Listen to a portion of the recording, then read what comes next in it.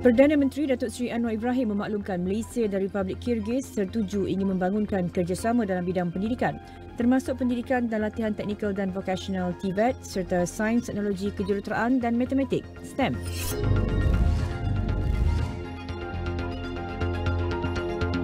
Menteri Kesihatan Datuk Seri Dr. Zulkifli Ahmad akan membentangkan kertas cadangan berhubung isu program latihan ijazah kepakaran atau Parallel Pathway kepada Kabinet pada 5 Jun depan.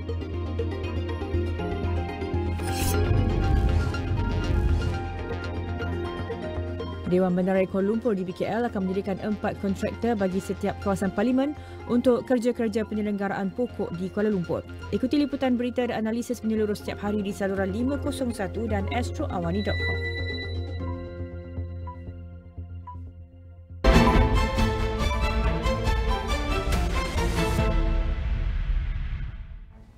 Assalamualaikum dan selamat sejahtera. Anda bersama saya Nabilah Khaleeda dan ini Niaga AWANI. Seperti biasa pada jam ini kita akan berikan laporan berita bisnes, kewangan dan juga ekonomi. Jadi kita mulakan dengan perkembangan ini.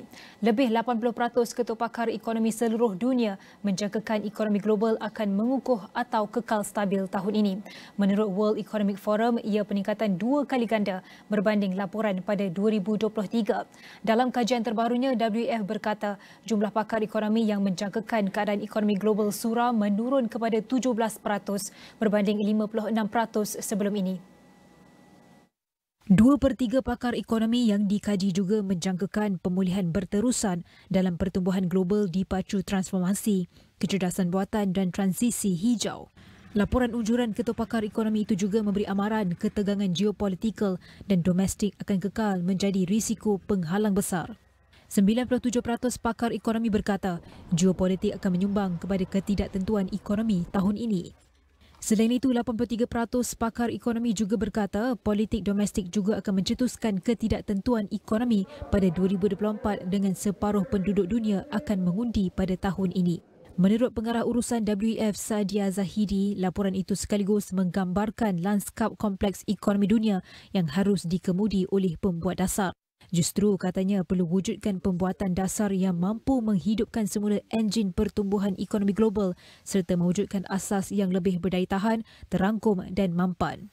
Menurut Dana Kewangan Antarabangsa, pertumbuhan global dijangka pada 3.2% untuk 2023 dan dijangka diteruskan pada 2024 dan 2025. Ekonomi Asia khususnya lebih berdaya tahan dengan responden yang dikaji menjangkakan ekonomi Asia Tenggara dan rantau Pasifik akan berdepan pertumbuhan sederhana. Bagi ekonomi gergasi China pula, pakar ekonomi kurang optimis dengan jangkaan pertumbuhan 4%.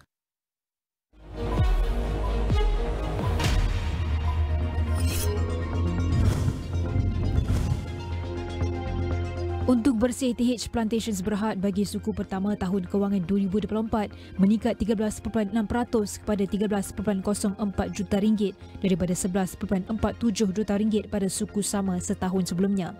Pendapatan syarikat peradangan itu turut meningkat dalam suku tinjauan kepada 157.3 juta ringgit berbanding 146.4 juta ringgit dalam tempoh yang sama tahun lalu disebabkan jumlah jualan produk sawit yang lebih tinggi. Rugi bersih Econpal Holdings Berhad bagi suku ketiga berakhir 31 Mac 2024 meningkat kepada 2.76 juta ringgit berbanding 217,000 ringgit yang dicatatkan pada suku sama tahun lalu disebabkan kos operasi yang lebih tinggi. Hasil bagi suku berkenaan bagaimanapun meningkat kepada 99 juta ringgit berbanding 96.7 juta ringgit pada suku ketiga tahun kewangan 2023. Apex Securities meramalkan Optimax Holdings Berhad mencatatkan keuntungan lebih baik pada suku kedua dan ketiga tahun ini, didorong permulaan operasi cawangan di Kemboja dan pelancaran klinik estetik di Adria. Katanya untung bersih kumpulan itu pada suku pertama berakhir 31 Mac 2024 merosot sebanyak 1.2% kepada 3 juta ringgit dan keuntungan kecil itu kekal walaupun terpaksa menanggung kos operasi yang lebih tinggi pada 31 Disember 2023. Laporan penuh di saluran 501 dan astroawani.com serta daganus.com.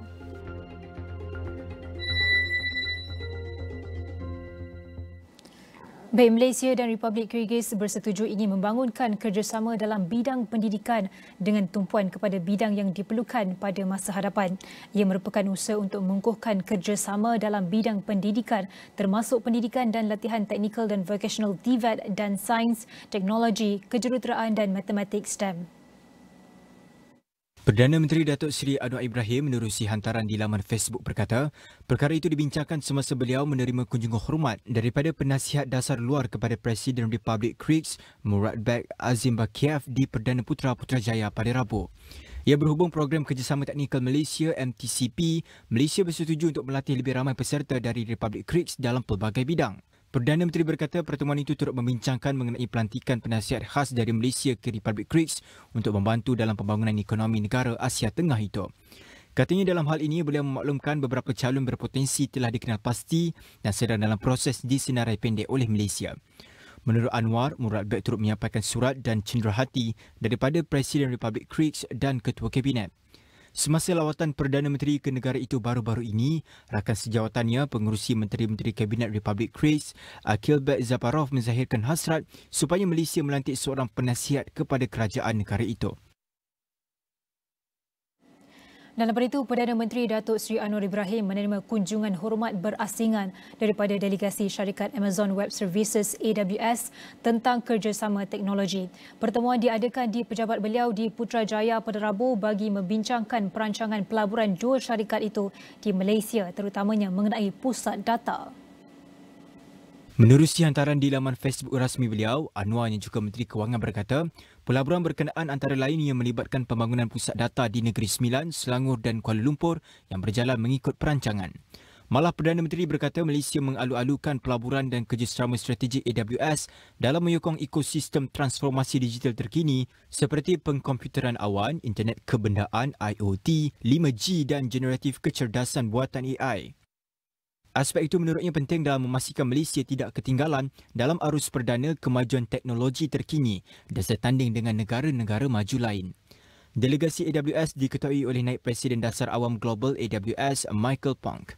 Dalam pertemuan tersebut, beliau dimaklumkan mengenai status kemajuan pelaburan AWS di Malaysia yang diumumkan pada tahun lepas yang berjumlah 25.5 bilion ringgit bagi tempoh 15 tahun bermula 2023.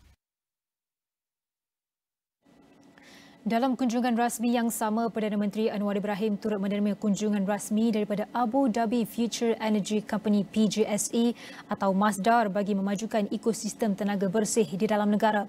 Anwar berkata syarikat tenaga bersih itu memaklumkan kemajuan berkaitan cadangan pelaburan di beberapa negeri dengan rakan perniagaan tempatan dalam tempoh 10 tahun akan datang.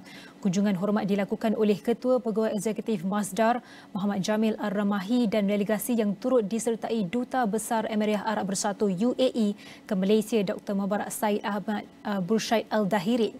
Menurutnya perkongsian dan pelaburan strategik seperti ini adalah penting bagi mencetus anjakan kepada ekosistem infrastruktur tenaga Malaysia dan selari dengan matlamat Pelan Hala 7 Peralihan Tenaga Negara NETR yang sedang giat dilaksanakan.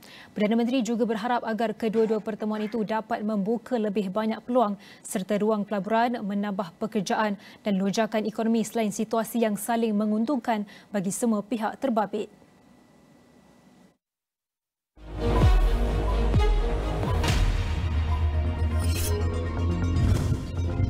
Keuntungan bersih Petronas Chemicals Group Berhad atau PCG bagi suku pertama berakhir 31 Mac 2024 meningkat 25.5% kepada 668 juta ringgit berbanding 532 juta ringgit yang dicatatkan semasa suku pertama 2023. Pendapatan untuk suku itu bagaimanapun susut 0.8% kepada 7.50 bilion ringgit daripada 7.56 bilion ringgit sebelum ini, sebahagiannya diimbangi oleh kejatuhan ringgit berbanding dolar Amerika.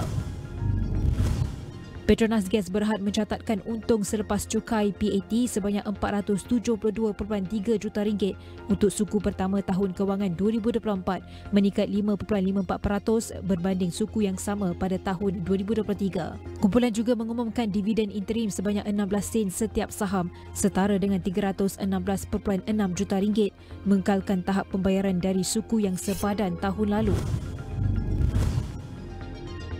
Hasil kerjaya prospek grup Berhad bagi suku pertama berakhir 31 Mac 2024 meningkat 13.4% kepada RM337.1 juta berbanding RM297.2 juta didorong peningkatan pendapatan dalam segmen pembinaan. Pertumbuhan itu juga dibantu oleh pendapatan positif sebanyak RM7.4 juta dalam segmen hartanah yang sebahagian besarnya daripada penjualan The View at Monteres. Laporan penuh di saluran 501 dan astroawani.com serta deganus.com.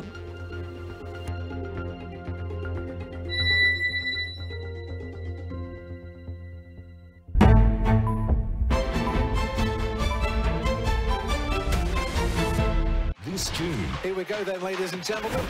Unleash the fury with blistering speed, intense competition and heart-stopping action in Formula One. And they deserve their victory. Witness history in the making as football titans clash. That's the goal they needed! Europe's finest go head-to-head for ultimate glory in the UEFA Champions League final. From Santiago, Bordeaux and Rome, the pinnacle of paddle excellence awaits with Premier Paddle. That is worth taking a bow. Put the pedal to the metal and dive into the high-octane excitement of the FIA World Rally Championship. Well, you have to love this. History unfolds on the unforgiving red clay. Witness the clash of legends and rising stars in Roland Garros 2024. Get your best seats in the house this June, only on BN Sports.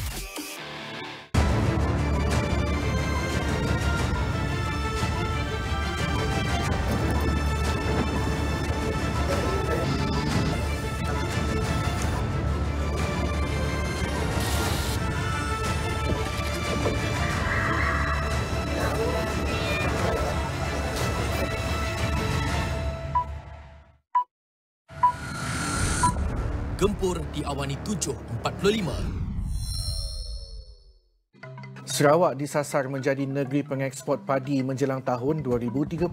Sekitar 200 penduduk kampung hampalan singgah mata Pulau Bumbum sempurna menerima bantuan pemeriksaan kesihatan secara percuma. Seterusnya, Kerajaan Sarawak menyasarkan ekspor pertama gas hidrogen pada tahun 2027. Sabah Electricity Sdn Bhd SIBS mempertukar lebih RM500,000 untuk melaksanakan projek bantuan mesra rakyat BMR.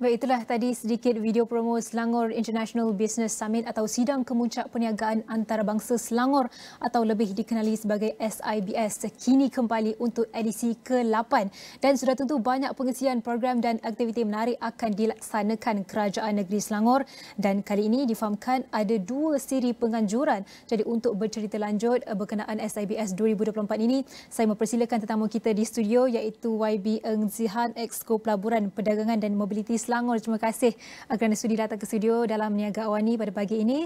Mungkin pertama sekali, mungkin YB boleh kongsikan seperti yang sebutkan tadi, ada 2 tarikh untuk penganjuran kali ini. Mungkin boleh kongsikan lebih lanjut dan mengapa ada 2 tarikh itu. Terima kasih Nabilah. Selamat pagi, salam sejahtera, salam kita Selangor. Oleh kerana SIBS 2023 mendapat sambutan yang sangat baik.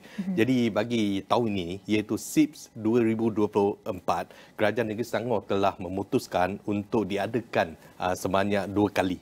Kita telah bagikan kepada 2 siri.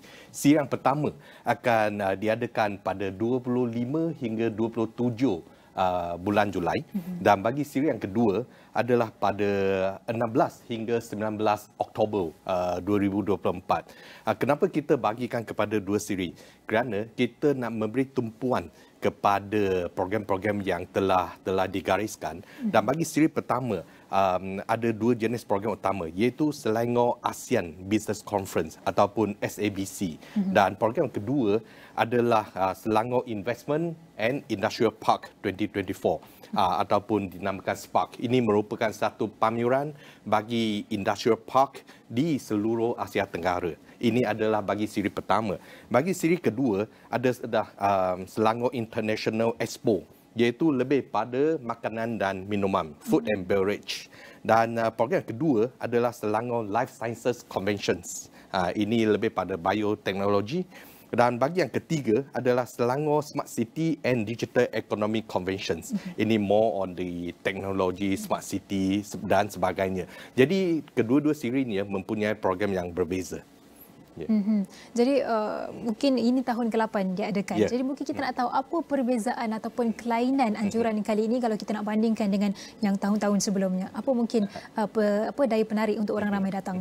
Bagi SIBS 2024, kerana kita dah bagikan kepada 2, peluang untuk menyertai adalah lebih besar kepada pempamer. Kerana tahun lepas ramai pempamer yang nak menyertai SIBS 2023 tak dapat peluang kerana dah penuh.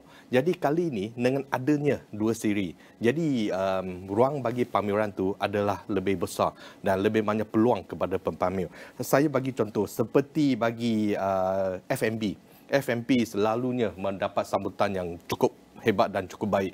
Dan tahun lepas hanya kita dapat menawarkan 300 booth. Dan bagi tahun ini sebanyak 500 booth yang kita dapat tawarkan. Dia bermakna 200 lagi pempamer yang berminat boleh ambil bahagian dalam penyertaan pameran ini. Dan bagi SPARK, iaitu Industrial Park, last year bagi 2023 hanya 258 booth.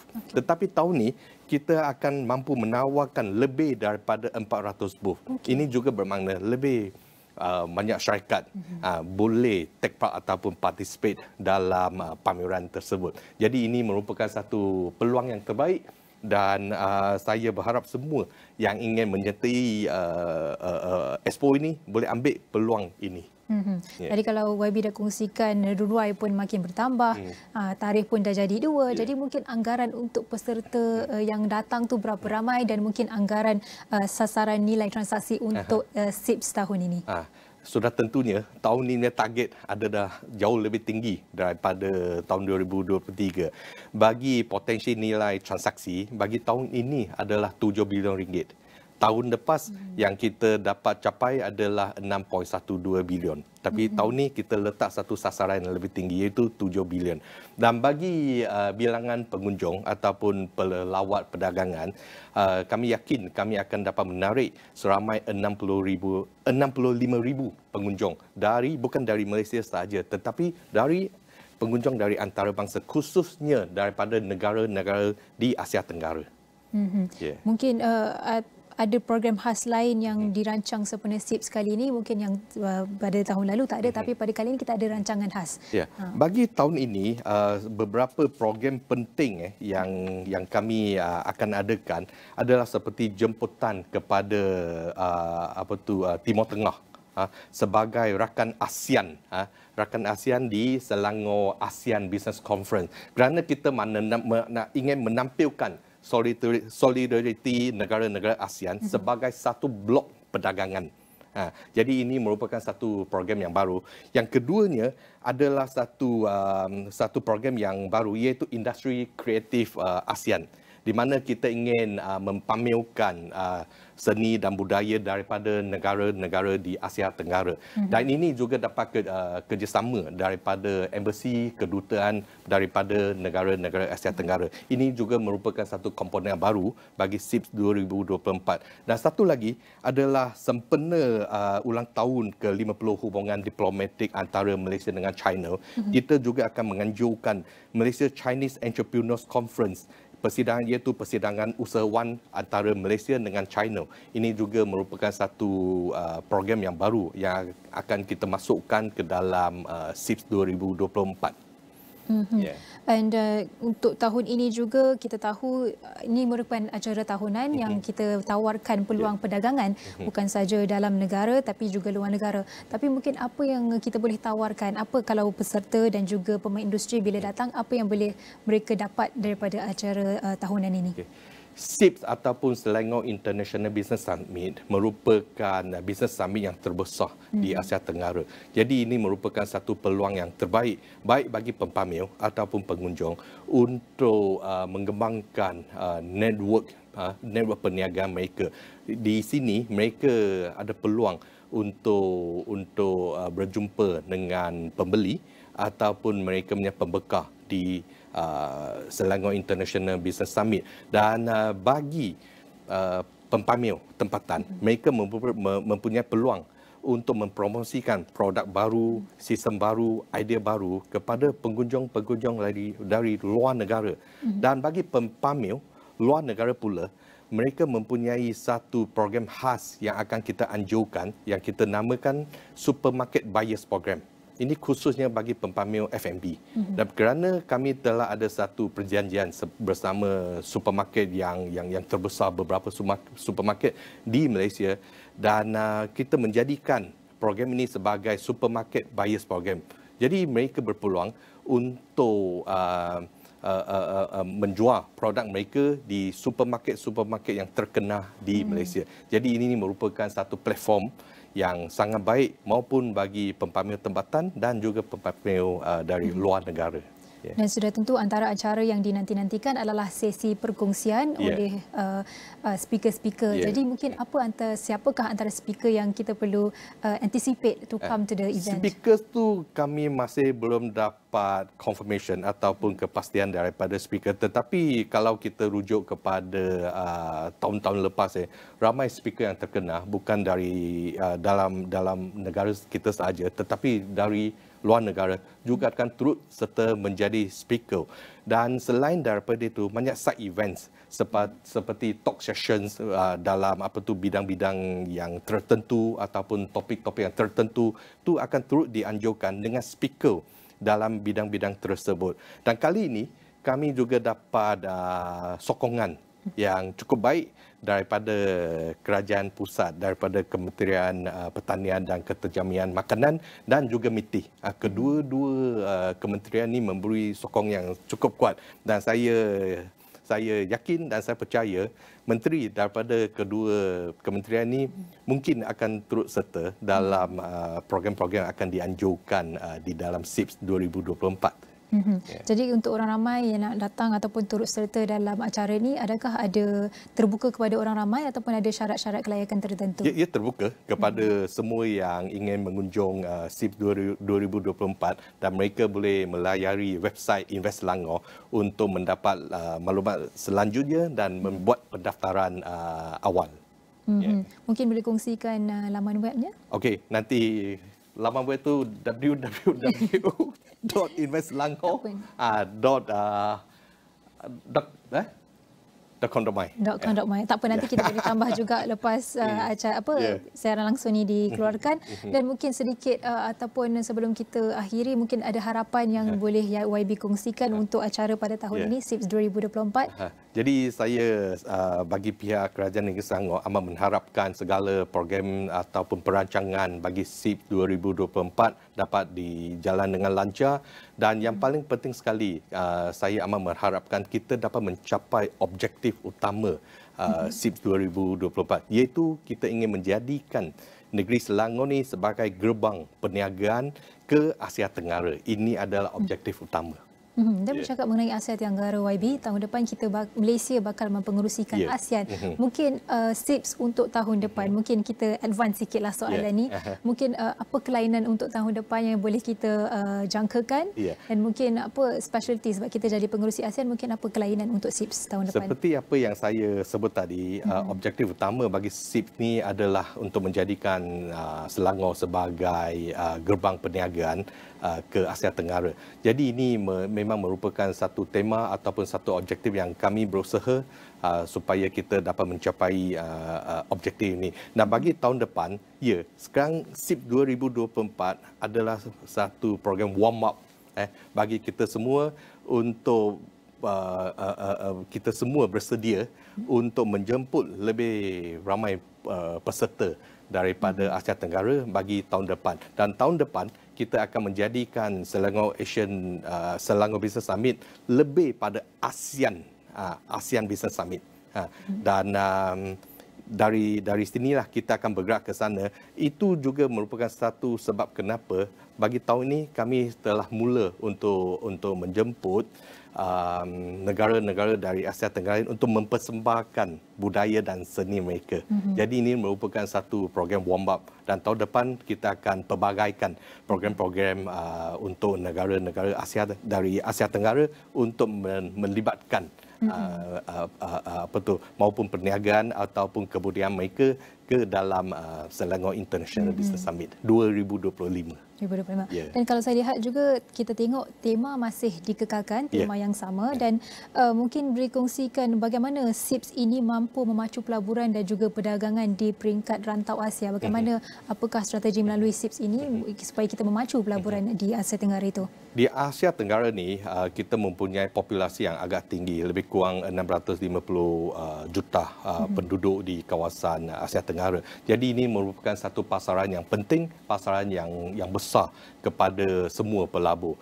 Jadi kami berharap melalui SIBS 2024 ini kita akan memberi satu peluang yang terbaik bagi pelabur, khususnya pelabur antarabangsa, untuk menjadikan Asia Tenggara ini satu blok perdagangan dan mereka dapat mengembangkan perniagaan mereka melalui Selangor.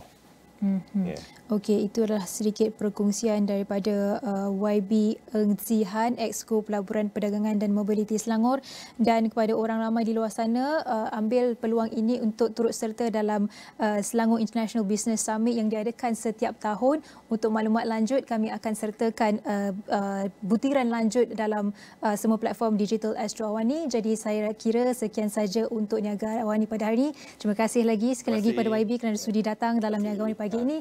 Jadi sekian saja Nabilah pada hari ini. Nabilah Khaleeda, salam hormat.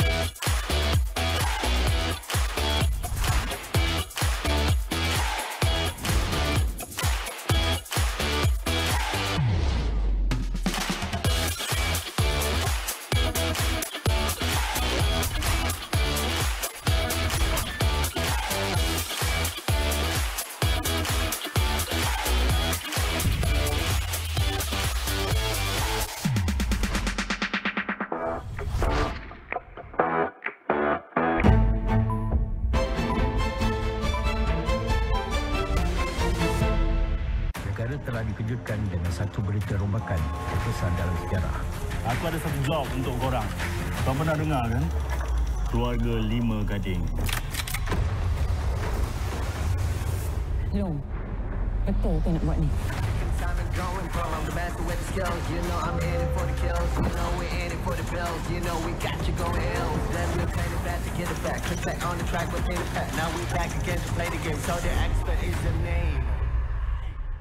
setelah lama memendam rasa. Azizi akan kahwin dengan perempuan yang dia suka.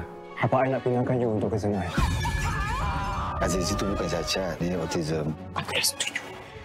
Awak sudikan nak jadi isteri saya? Dapat je harta Azizi, kita kahwin.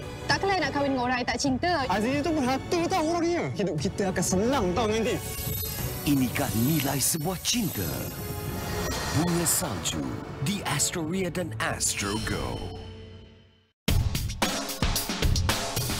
Jelajah jua SME Astro AWANI kembali lagi tahun ini.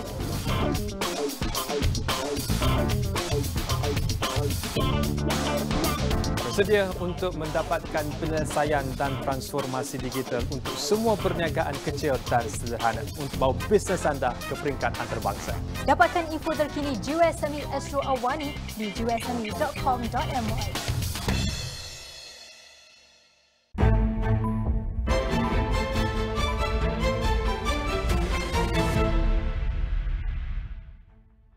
Okay, back to the topic of shopping trends. We have the right authority to speak on this, which is the country manager of ADN Malaysia, Sun Yen Lee, in the studio with me this morning. Good morning. Thank you for joining us. Thank you. All right, first, let's talk about the trend of consumers. We have the highest adoption rate of mobile wallets compared to other countries. And based on the survey of ADN that you made, few payment methods were chosen by Malaysian consumers with top two are e-wallets and QR codes. Perhaps in the future, if you look forward, what what should be the changes that you foresee, and perhaps what could be the factors that can make these changes? Actually, there is a few factors that we've seen over the past few years, right? Why this preference has been chosen, mainly because the mobile phone has become part of our life. That anything that has to do with mobile phone is a convenience to us. There's a trust with that. So after the pandemic, we've seen more adoption. We've seen people wanting to go cashless. So these are the trends that's actually driving some of these payment methods or way of payment to be adopted.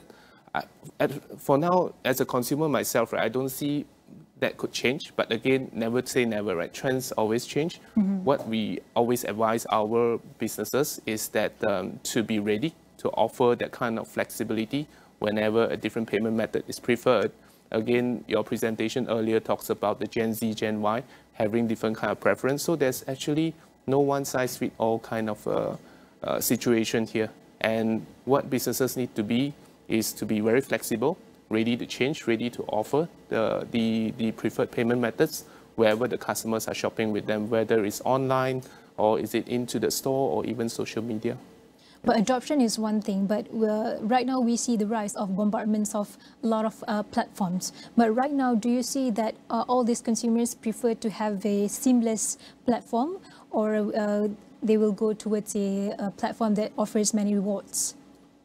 Both points are pretty important in a way, mainly because they are important in the different parts of the whole sales cycle, the whole engagement cycle of a business with a consumer.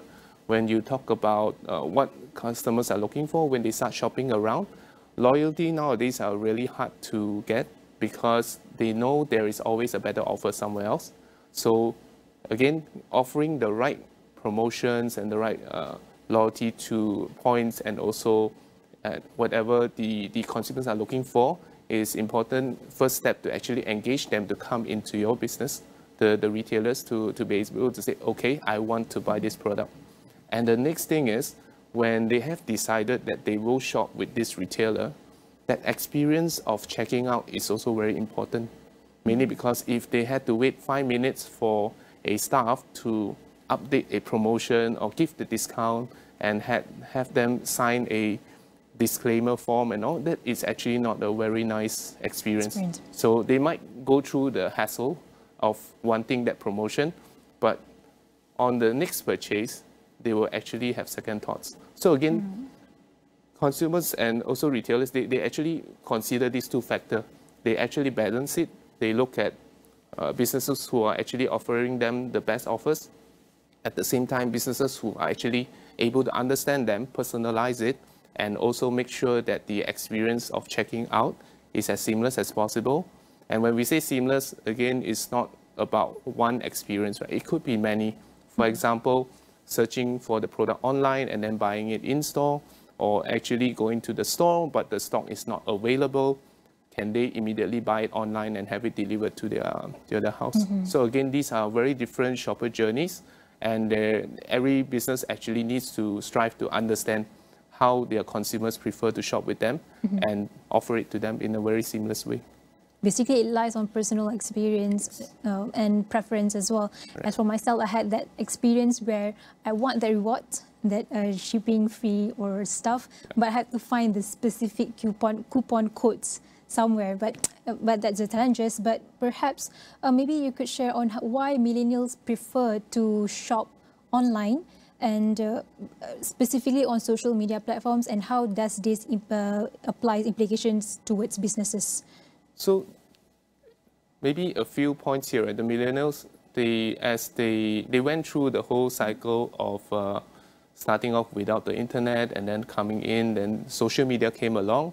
It has become part of, I myself is a millennial, so it has become part of our life. There's a very high level of trust there. And there is a very high level of familiarity of using those platforms. So it's no surprise when more services are offered through the social platforms that we will be more than happy to try it out.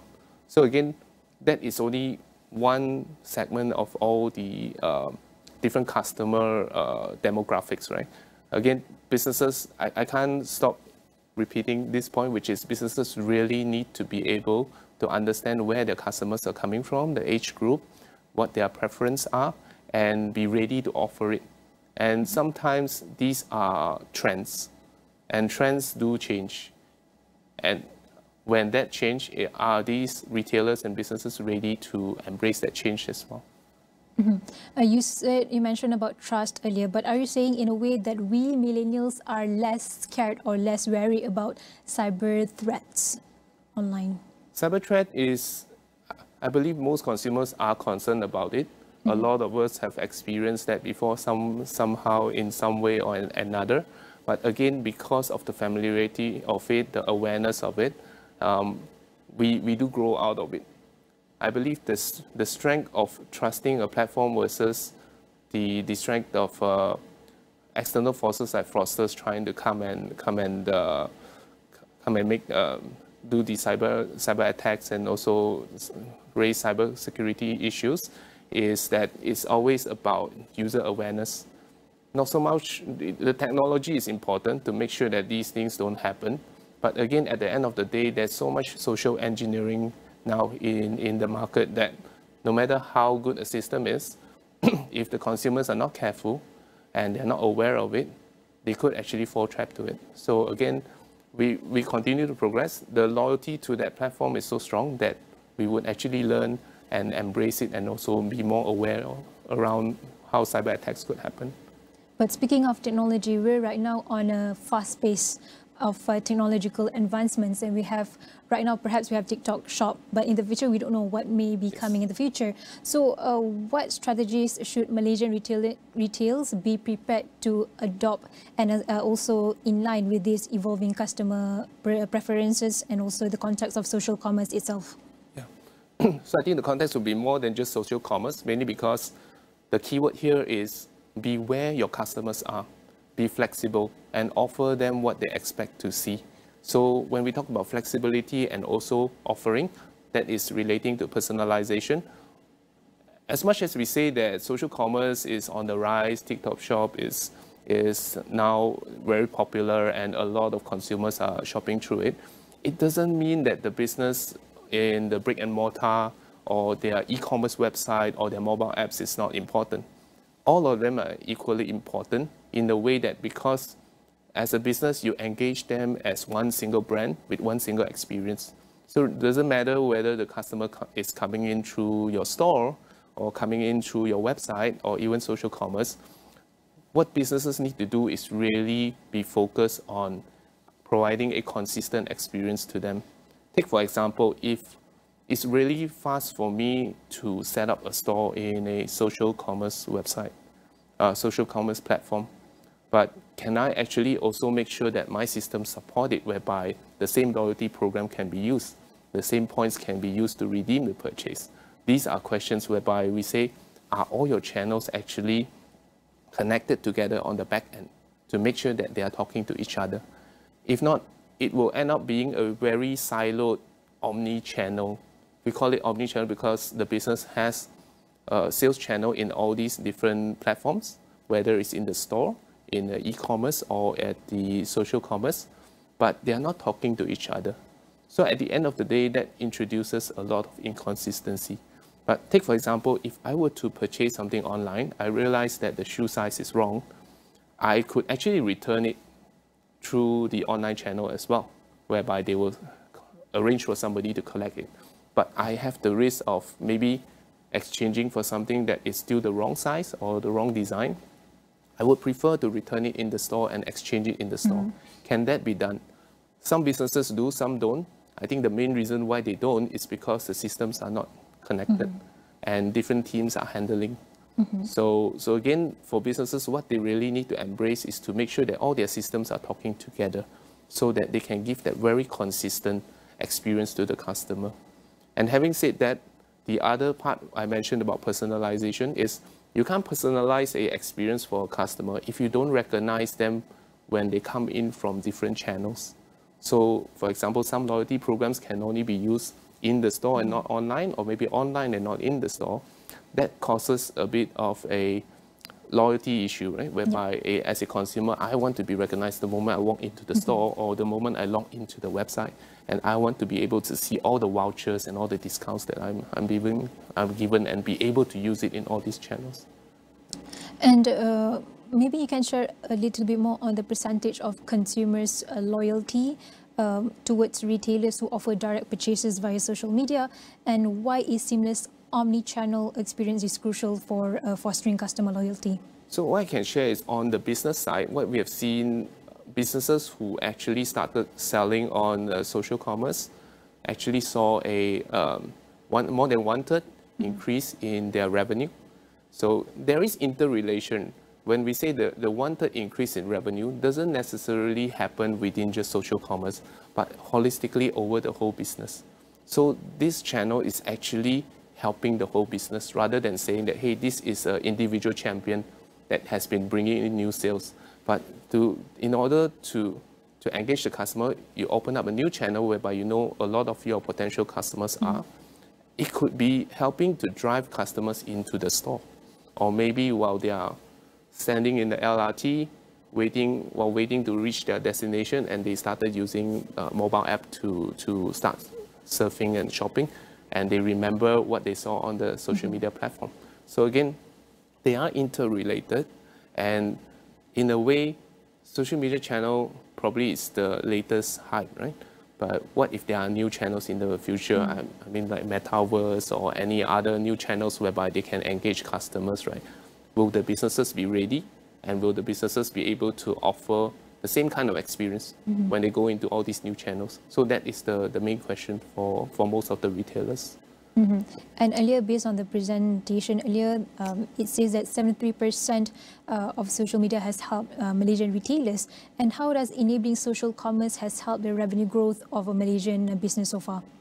So what we've seen is when they offer the social media channel, they are actually engaging potentially some of the higher spend, the newer generation consumers, who are also higher spend consumers, and also pushing them in order to spend with them. So again, the normal channels could be serving certain generations, right? And the new generations are basically coming in more into social media side. So again, to stay relevant, if a certain retailer see that their new potential clients or consumers actually coming from different channels are engaging a lot, they have to depend on the data that they can see, then investing into it would make sense.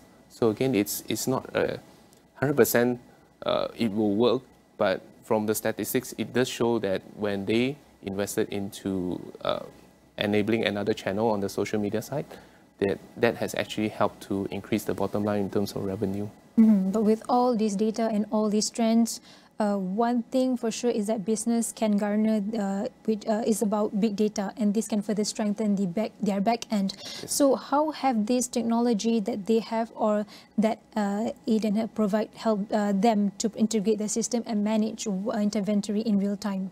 Maybe a bit of history about big data. Right? 10, 15 years ago, it was a very big buzzword. Everybody was talking about big data, about making sure that they leverage on the data they have in their company to make better decisions.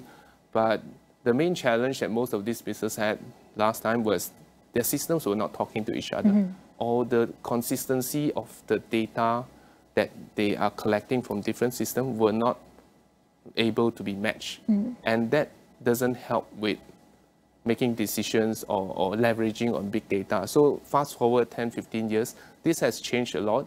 A lot of businesses are actually having good big data within their company. And again, a lot of enterprise solutions are making sure that they are in this by helping the businesses to make sure that all the data is consistent. Doesn't change for ADIAN. We are a payments company, and we realize that we too need to be part of that ecosystem to make sure that we are providing a consistent set of data to the company's overall data warehouse. So ADIAN is a single stack solution. What happens is we offer payments online, offline, whether it's mobile or social commerce. It is all coming from the same platform. When we say same platform, it was all built in-house by the same team and within the same solution. So consistently, when I log into a ADIAN portal, I am able to see my payments, whether they come from any of the store or coming from my website or different sales channel, all within the same page. And what that means is I'm also able to push those data in a very consistent way back to my company's data warehouse to contribute to the big data. That's very important. A lot of times, companies look at payments as a commodity. They'll just apply for a payment terminal, make sure that it accepts the payment, and that's it. But there is so much of a rich data in there that can contribute to their overall customer sales data, and also the invoices and the warehouse inventory, to basically tell them a clearer picture of what they need to do.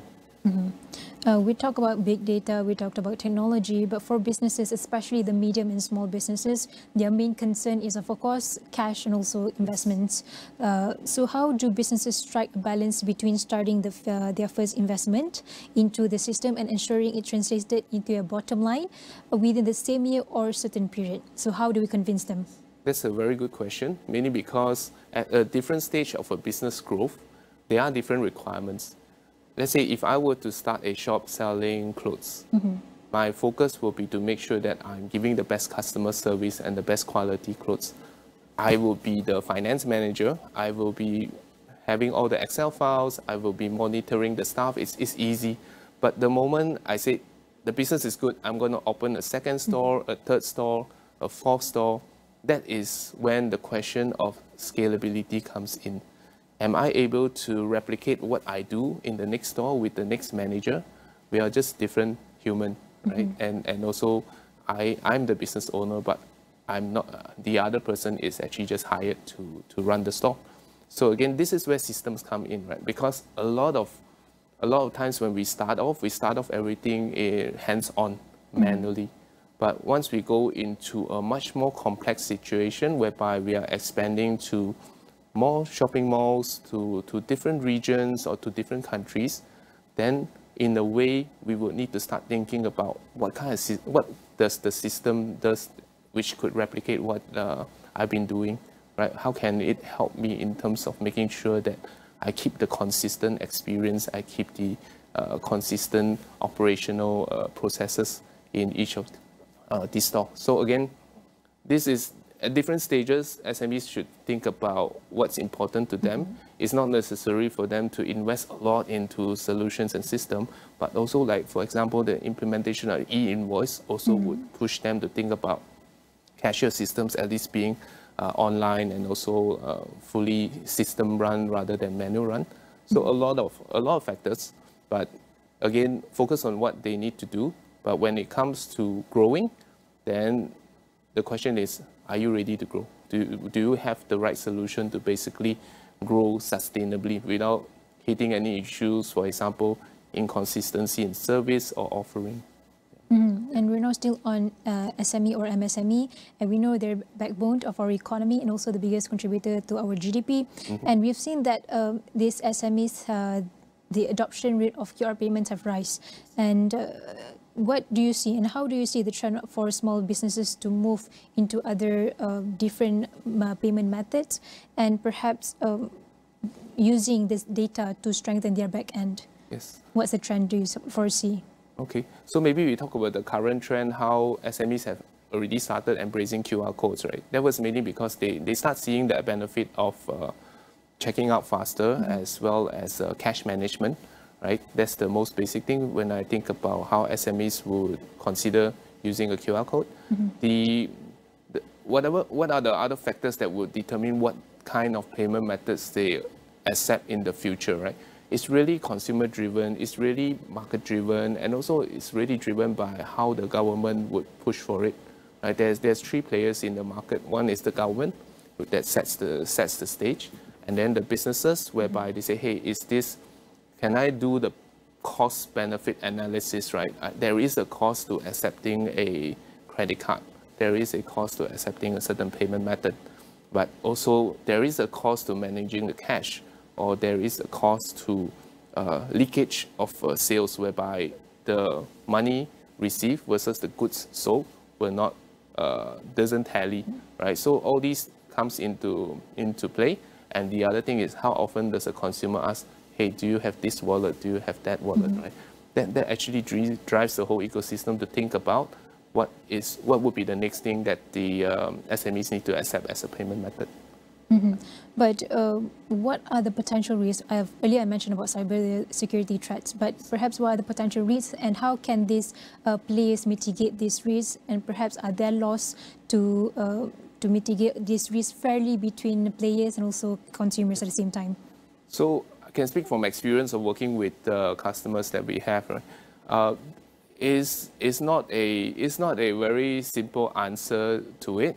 On one side, as a business, I want to accept as many sales as I can. On the other side, if I make it really easy, let's say I have a website and I want to make it really easy for people to buy. But on the other side, it could be that, the return policy causes me to lose money. Or maybe the bank started contacting me and say, hey, the card holder is disputing this transaction, something we call chargebacks. Chargebacks is in a situation whereby the transaction is already paid, I've already delivered the goods, but the customer actually go to the bank and say that, hey, the product is not what I expected, or maybe they would say, hey, this is fraud. I have never authorized this transaction. You lose the goods and you lose the money, right? So again, if businesses were to, from this experience, businesses were to say, hey, okay, then I must have a more stringent process to make sure that I safeguard my business. That, in a way, also impacts the customer experience when we talk about seamless kind of a checkout experience. So it's about finding that balance, and also the whole experience of disputing the transaction with the bank. I need to provide maybe a DHL delivery proof that this person has received the goods and all. It's very tedious, and it's also, from an operational point of view, it's really hard to handle. So the goal is to make sure that when a customer comes to your store or into your website, it's important to recognize them if they are a loyal customer, a returning customer. At the same time, having proper risk management systems that, for example, are then built for a lot of our enterprise customers to basically fend off the bad actors as well. Perhaps just a quick one. Like from the report that I presented earlier, TikTok Shop dominated the whole other platforms, but just because it's a shoppertainment. So do you foresee in the future that we have a lot more shoppertainment after this? Maybe we have X Shop or perhaps Instagram Shop after this? I believe most of the social media platform is already looking into how they can engage customer more. They are all basically trying to get more screen time from each of the consumer, each of the users, right? I would say never, right? Again, like the trends are driven by how consumers react to it and how consumers start seeing that there's a convenience, there is a loyalty, there's a seamless experience. These are all important to us as a consumer, right? So whichever platform that does it well and works with the right solution could potentially, could potentially be the new social media platform that is actually getting a lot of online transactions as well. All right, thank you so much for your insights on consumer trends on social media. And that was Country Manager Soon Yen Lee of Edan Malaysia. And you can find the whole discussion on all of our social media platforms. And right now we'll go for a short break. We'll be right back.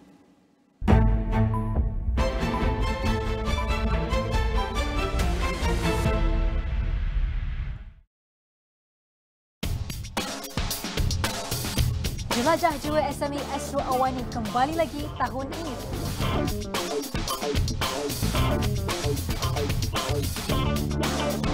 Bersedia untuk mendapatkan penyelesaian dan transformasi digital untuk semua perniagaan kecil dan sederhana untuk bawa bisnes anda ke peringkat antarabangsa.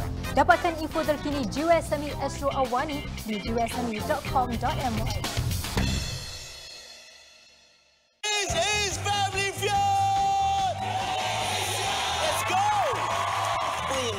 Orang yakin ke betul? Barang apa atau keliru setelah putus cinta? Kunci kereta lah.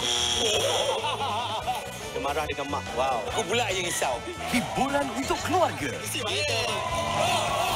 Family Feud Malaysia musim baharu, Isnin hingga Rabu 7 malam di Astro dan Astro Go. Negara telah dikejutkan dengan satu berita rombakan besar dalam sejarah. Aku ada satu job untuk korang.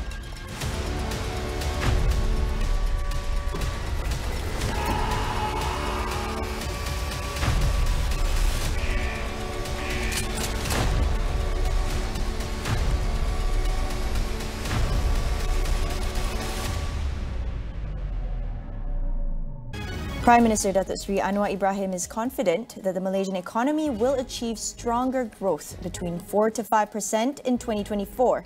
Among Palestine's top two officials were jointly charged with 161 counts of money laundering, criminal breach of trust and cheating. Malaysia will experience drier and hotter weather due to prolonged lack of rain in the final phase of the northeast monsoon.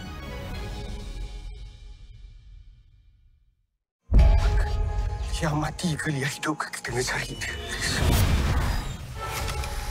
Eddie, please. Aku sikit lagi nak jumpa mak aku. Gambar ni macam mana? You mati nanti. I don't care. Eddie, tolong aku. Cari cukup bukti. Ya. Apa kata kalau kita tolong sama-sama? Framed. Stream episod baru setiap Jumaat on demand dan di Astro Premier.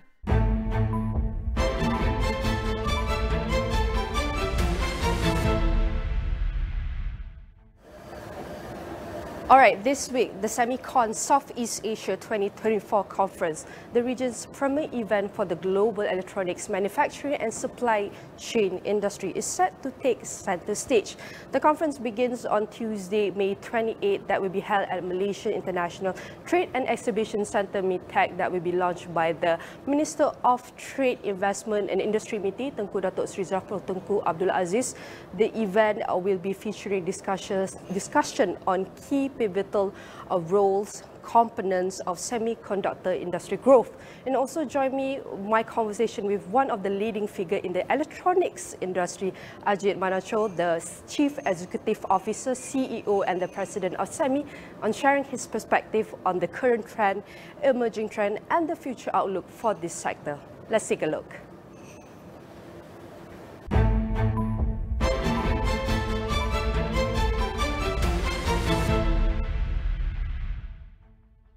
I want to say thank you very much, Ajit Monacha, the President and Chief Executive Officer, CEO of SEMI, for joining me for this session, this opportunity.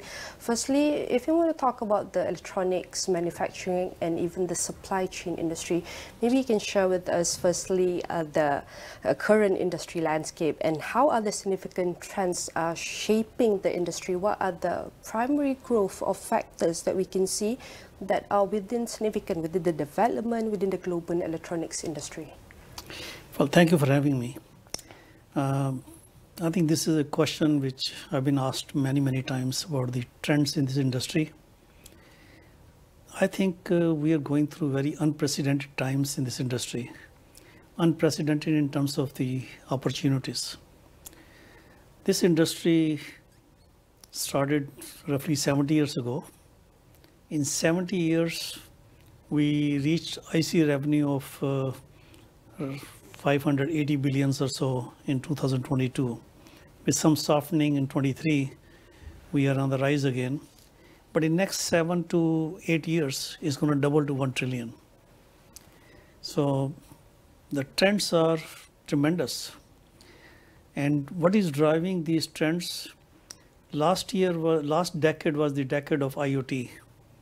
IoT really helped grow the industry dramatically in the last decade. This decade is the decade of AI. AI is really making a big impact. And what we have seen so far is just the tip of the iceberg. I think yet more growth has to come because of AI. And I'm sure that these days we hear AI from everywhere. And if this is not enough, the next decade is the decade of quantum computing. So I think AI era will take it to 1 trillion by 2030, 31, 32. It's not going to be 10 years more. It will be 6, 7 to 8 years, 9 years. It will happen. And when the quantum era starts in the next decade, it's going to probably, industry is going to grow to maybe 5 trillion. Now, I think with the IoT and AI, the growth is, as I mentioned before, is tremendous because it's leading to multiple disruptions. Many innovative ideas are coming up, and growth is guaranteed in my view. So, I mean, there's no limit. Sky is the limit, basically.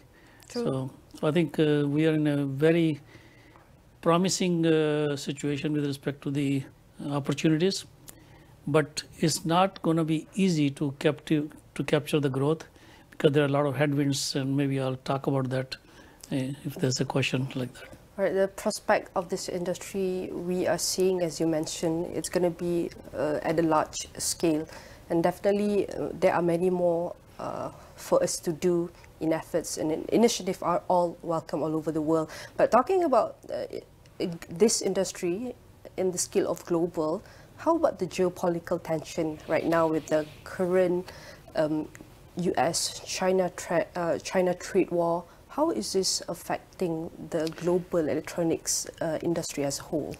Well, this is well understood. The US-China relationships have been under a lot of tension for the last 7-8 years. And I don't see any trend of that changing in the short period of time. Now, time will tell with the elections end of this year in US, whether there will be change of administration or not, I don't know. I'm not going to predict the elections of US, but elections can change some of the trajectory, but there's no promise. But if you look at the history, both the previous two presidents, they both have been very hawkish on China. So the chances of something changing are very small. But the tension is rising, and also it is creating a lot of challenges for the companies because of the export control restrictions. So there is a lot of tension going on between US and its allies. and US, China, and the other allies and China. So it's becoming more and more complex. Has it impacted the industry a lot? I would say not a lot yet, but it can become worse. The good news is that China is not retaliating yet. If China starts retaliating, then problem can become more serious. So in a way, things are developing, but we have to watch and see. So go ahead. And how is the shortage, global semiconductor facing because of shortage impacting the various sector within the global electronics industry? Well, fortunately, I don't think we have seen that shortages yet. Okay. Although we had a big problem during pandemic when there was a massive chip shortages, and I think the reason we did not see any shortages yet because of the economic downturn in later part of 22 and 23. I don't think the supply chain problems have been resolved yet. I still think that as the growth starts, we may see the shortages again, because there is an imbalance of production on different nodes of semiconductor industry. So that could become a challenge as we start growing again. But in the meantime, many of the companies are really revisiting the supply chain strategy. And SEMI is actually playing a big role in redesigning the blueprint for supply chain. In my opinion, until the 2017, when the tariff started by US, the supply chain was actually working very, very well. The philosophy of supply chain was just in time. And now with the pandemic, with the geopolitical issues, and also due to climate issues, there have been so many disruptions. In my opinion, the just-in-time philosophy doesn't work anymore. Now we are looking at more like just-in-case philosophy, which means that it may be a little bit more cost-centric, but cost is probably affordable if we have a resiliency in the supply chain. So the problem is that we need to have more redundancies in our supply chain. The way I see it, we are dependent on 5 or 6 hubs in the world, which have the semiconductor concentration. If any of the hub gets impacted because of geopolitical issues or the wars in the Middle East or in the Russia-Ukraine or any other tensions, it creates a supply chain disruptions. So given that our industry is going to double in size in next 7 years, what I would love to see that there are more hubs created in the world, which will create some redundancies so that we don't run into the similar problem of chip shortages and supply chain disruptions as it happened during pandemic. So I think there's a big challenge and big opportunities also to grow this industry, but don't only grow the same hubs, but rather create new hubs. Correct, like multiple hubs where you can offer this advanced technological advancements. And if you want to create more hubs, then definitely it's important and crucial for us to identify what are the emerging technologies and how will it impact on the industry.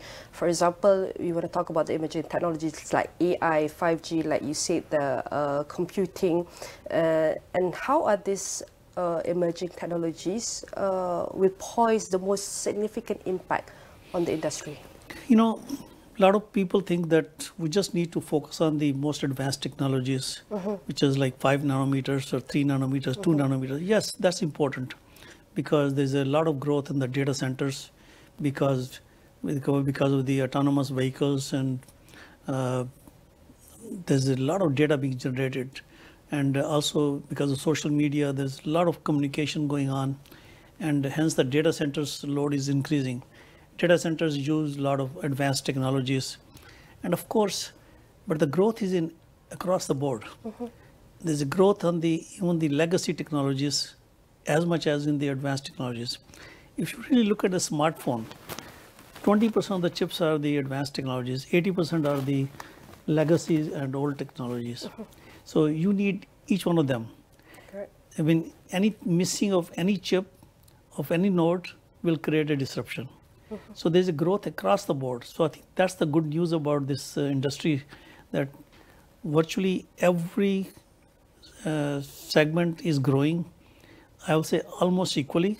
Yes, the demand for the most advanced technology is very important for further advancement of the autonomous vehicles and quantum computing and AI. So yes, so there's a growth across the board, but there's definitely big demand for the advanced technologies as well. And what are the potential risks and ethical consideration associated with the adoption of new technologies? Well, especially with AI, I'm sure you know it better that a lot of concerns about the bad sides of how AIs can be abused or not used properly. So there will be a lot of regulations being explored by various countries, and I'm sure that the regulators have to do their job. And at the same time, we as technologists, we as the industry, are going to be very responsible and accountable to make sure that we only develop the good applications of AI, which will help us with the most advancement of the humanities, help the humanity and society, and create the important products and grow 5G, 6G, 7G, and develop the quantum computing and the other applications with AI. So especially with the Gen AI, there's so many new things are happening, So I think there are a lot of opportunities, and we as industry folks will be only focusing on the good parts of the applications. And we know the event from 28 May till 30 May at Malaysian Trade and Exhibition Centre, MITEC, will be held for 3 days. And you want to understand the significance of this event, definitely. Why is it Southeast Asia? It is called the Semicon Southeast Asia 2024 Conference, and particularly in Malaysia, and considered critical hub in global electronics as major. How?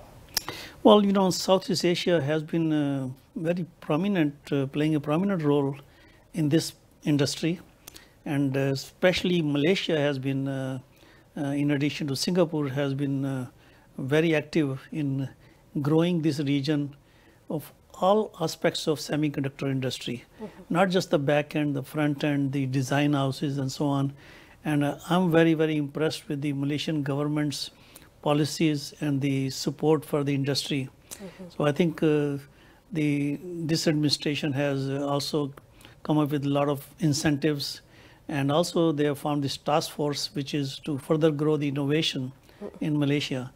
And I think this goes back to my earlier comment about we need to develop more hubs, and if this hub becomes a very strong hub, this will actually help us to minimize the disruptions and supply chain problems that we had in the past. And what are comparative advantages for that Southeast Asia offer to other regions for electronic manufacture and supply chain industry? Well, I think this is very clear that the Southeast Asia, we have established base, good set of skill sets here, and commitment of the government, especially in Malaysia, to innovation and the growth in the other sectors of the industry, especially in the design side. So which brings the whole ecosystem together. So I think this is really also our Semicon event, which is happening starting tomorrow for next 3 days. We bring the entire ecosystem into the Semicon event, and this promotes the more partnerships and collaboration between the global industry and the local infrastructure and ecosystem in the Southeast Asia region, and especially in Malaysia. And Southeast Asia region, we know that Singapore has been very active for many years, and there's a lot of growth happening in Vietnam, Thailand, Philippines, Indonesia. But of course, while we're sitting in Kuala Lumpur, I can speak highly of Malaysia, because I've been here virtually every year for this Semicon Southeast Asia. Every time I come here, I see a lot more momentum here and a lot more energy at the conference. And I'm pretty sure that tomorrow's event will be even bigger than the last year one. True, we hope for the best and gets bigger and bigger at a larger scale. And we want to make sure that the whole ecosystem is boosted and fulfilled with the right trade policies and economic context. For example, like how do trade policies and economic partnership within the Southeast Asia can influence the global industry, global manufacturing and electronics markets? I think that's a very important question that you're asking. I mean, as I mentioned before, this industry is growing exponentially. Okay. To be honest with you, I can use the word exponential, is probably appropriate. And there are CHIPS Acts in US, CHIPS Act in Europe, CHIPS Act in South Korea, CHIPS Act in Japan, and similarly there are several announcements like this in Southeast Asia. I think in order for a level playing field for Southeast Asia to grow with the rest of the world, it is important that Southeast Asia continues to promote the incentives plan, what Malaysia has already done. And also it's a testament to the leadership of Malaysia that many companies, global companies, are flocking to Malaysia and growing their operation. I'm very pleasantly surprised with the number of new announcements that I've heard in last 12 months, that how many companies are growing, both front end, back end, design houses and innovation houses. So I think this is really on the right track, but more the merrier. So, I mean, I would love to see that the not other parts of the Southeast Asia only, but Malaysia especially continues to grow its incentive plans and so on year after year to invite more and more companies to grow their operation here in Malaysia. And we hope for the best, definitely. And we're going to zoom a little bit closer to the Malaysia's market. So how do you see technology as well? That what are the primary growth for the electronics market within Malaysia currently and moving forward, maybe in a few other decades? Well, again, there's no really one area you can focus on. I think the growth is in all the areas I mentioned before. I would say that those companies who are already present here, they really have to grow their operation and add new technologies, new innovation focus in this region, and it goes back to creating some redundancies. So the companies who have operations in other parts of the world, and you need to have a backup operation also. So it's a backup as well as the new ideas and new innovative paths that you can choose, depends on the companies. But there's no limit. You can grow the most advanced technologies or the legacy technologies, but even on the design side, you can keep going, and there are so many new designs have to come as the new disruptions are going to require a lot more products, especially with AI enabled, a lot more new design chips will be designed.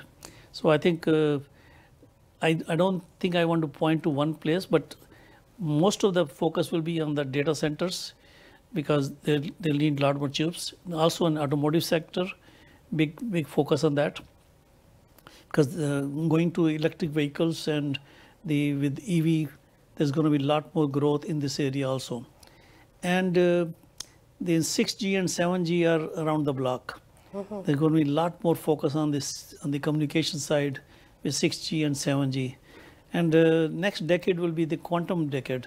Now, one other area I would specifically highlight, which is very important, is the development of materials which will create the low energy, low heat dissipation kind of materials for the chips for AI, because AI chips are generally the energy guzzlers. So how do you bring the energy consumption down? So that means we need more development on the new materials. So one message I would love to give to the Malaysian government and the Southeast Asian government is to really focus on the materials development for low energy, low heat dissipation. Now this is also important from the climate point of view. If you really look at the net zero goals, I'm very disappointed that the net zero goals are still spanning over 40 years, from country to country. Now again, this is not an easy problem to solve. If it is easy, everybody will be willing to solve in next 10, 15, 20 years. Nobody will have a 40-year span, which is beyond my lifetime for sure, and many other CEOs' lifetime.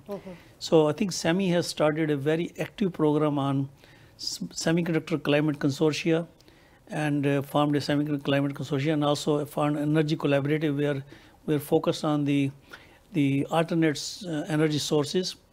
But in addition to all that, we need to make sure that our chips are also not creating more energy problems. Now, semiconductor industry is a part of the problem, but also part of the solution. Why I'm saying this? With this growth, and this is an important information, we collect data on how many number of new fabs are being made in the world. As of last quarter, 103 new fabs have been announced, of which 80 fabs have already been either groundbreaking or beyond near operation. That's the next 4 years. Oh, wow. And by 2027. If all these 103 fabs are commissioned by 2027, it will still not lead to the 1 trillion production. That means between 27 to 2030, there will be at least 50 to 60 more fabs to get to 1 trillion IC revenue by 2030. Now, here's the important data. If I look at the number of fabs in Southeast Asia, there are a total of 4 12-inch fabs and 4 8-inch fabs. I would love to see that Southeast Asia promotes more fabs coming into this region.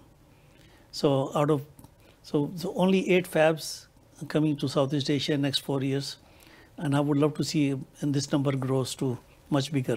And definitely, we don't want to make sure that this initiative, this effort goes to waste. How do we keep track of all the efforts, program, model that has been in place within the setting? For example, like we want to say that 3 days we held a conference in Kuala Lumpur for 3 days, and then we have the policies, trade, and then the economic partnership with other countries. We don't want to make the whole system, this whole partnership, this whole policy that is equipped to boost the ecosystem goes to waste. Definitely, it's not the goal. So how do we ensure the stability, the sustainability of all the effort has been made along the way? I think this is another very important point you are making. Since the pandemic, when people learned that semiconductor industry is foundational to virtually every industry in the world and to humanity. These people have now realized that, why I'm saying this, because semiconductor industry was the responsible for developing the vaccine in few months because of supercomputing. Without the vaccine, pandemic would have lasted for multiple years. So thanks to semiconductors. And they also realized that semiconductor industry is strategic to every country. It is important for national security and economic prosperity. So the fact that Prime Minister of Malaysia is coming to the event tomorrow, that's a testament to the commitment of the government to the industry, that we mean business, we will support you, we'll make sure that you are successful in this country or in this region. That's what many governments are playing active role here. So I think Malaysia is doing exactly that, and the right role they're playing. I know last year the Deputy Prime Minister came to the Semicon Southeast Asia. This time Prime Minister himself is coming. That's a good message and good commitment from the government to the industry. I think we need to do more of that because other countries are doing the same thing. So when I go to Taiwan, the President of Taiwan is there. I mean, there is a President of Japan was at Semicon Japan in 2023. Last year he couldn't make it. But most of the governments are coming to the various semicon events and giving the message to the industry. We mean business. We support this industry. This industry is strategic to our country and to the world. So I think that kind of a partnership between the government and the industry is really the key to the success. And I would love to say that this continues and grows further. And that is the hope that we will bring moving forward. And you have shared with us the journey, the experience of how far the electronics manufacturing and supply chain industry have come, and we have still so much to do for the future. Maybe you can share with us what is your hopes. We know that this event, the Semicon Southeast Asia Conference, will feature discussion, bring forward towards the discussions with panel discussion with experts to see what are the key components that is very crucial for the electronics industry growth, definitely. So what's your hope and key takeaways from this event? Well, I didn't mention about the challenges that we have this in the industry. I think I talked about the opportunities, but the real challenges are the shortage of talent. Because if the industry is going to double in size in next 7-8 years, the unfortunate thing is that the STEM education in the Western world, the STEM education enrollment has gone down by a factor of 2 in the last 2 or 3 decades. In the Asian countries, the STEM population has gone down because the number of children to couple has reduced in the last 2 decades. So if you really look at the overall STEM population, it has gone down. Although STEM population is, STEM education is still very important in the Asian continent. I think we need to really solve the talent issue. We need to inspire the young couples to send their children to STEM education and make sure that they continue the STEM education all the way to the college level. Plus, new developments like AI, which will also help in productivity, which will also help with the talent shortage problem. So we need to do a big focus on this. Now, SEMI has a very comprehensive program with multiple initiatives from elementary schools to the middle schools to the high school to college level and the reskilling, upskilling. So SEMI is bringing that kind of know-how, playbook into Southeast Asia to help further improve the talent situation. The other big challenge I mentioned about climate, that's another critical problem, because if we don't solve the climate problem, we'll keep getting some kind of breakdowns or disruptions. And you just heard, just in this last 24 hours, we had multiple tornadoes in North America, and a lot of disruption happened. The number of calamities because of the climate issues are increasing dramatically around the globe, and we need to really address the climate problem also. And I think the Southeast Asia region also need to step up their focus on the climate challenges.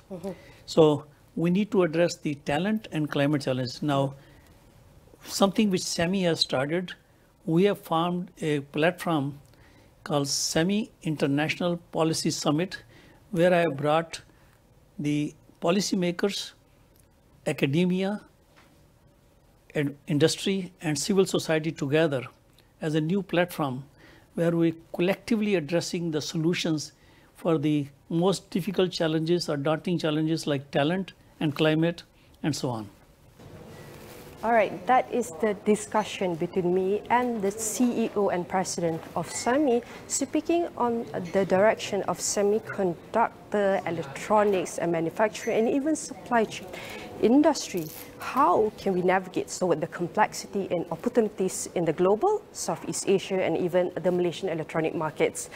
Full discussion will be featured in AWANI.com and across all social media platforms. And this is the end of our session. Signing off, I'm Nina Rosman. See you next time.